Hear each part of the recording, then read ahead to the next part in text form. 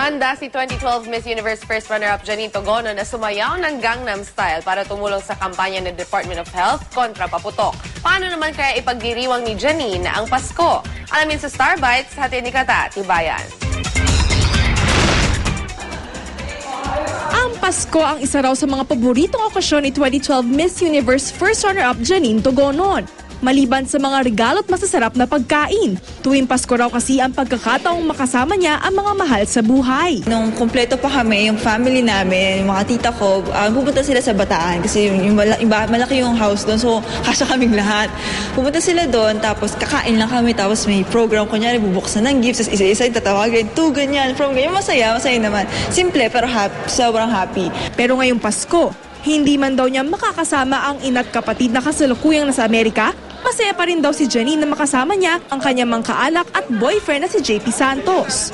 Nitong weekend lang nakabalik ng bansa ang beauty queen. Kaya naman sabik na sabik siyang makita ang mga mahal sa buhay. Aminado si Janine, hindi niya masyado napaghandaan ang Pasko. Wala pa nga raw siyang mga panregalo. Gusto ko nga sana magluto man lang, pero wala talagang time. Kahit gifts, hindi pa ako nakakabili. Plano ko ngayon after ng service, magbibili ako ng mga regalo. Wala pa ako nakahanda talaga. Beauty queen man o pangkaraniwang tao, ang bida kay Janine ngayong Pasko, si Heso Kristo. Kaya kahit busy si Janine, ang pagsamba raw niya sa Diyos ay isang bagay na hindi mawawala sa araw-araw niyang buhay. Mas naging strong nga, di ba? Mas naging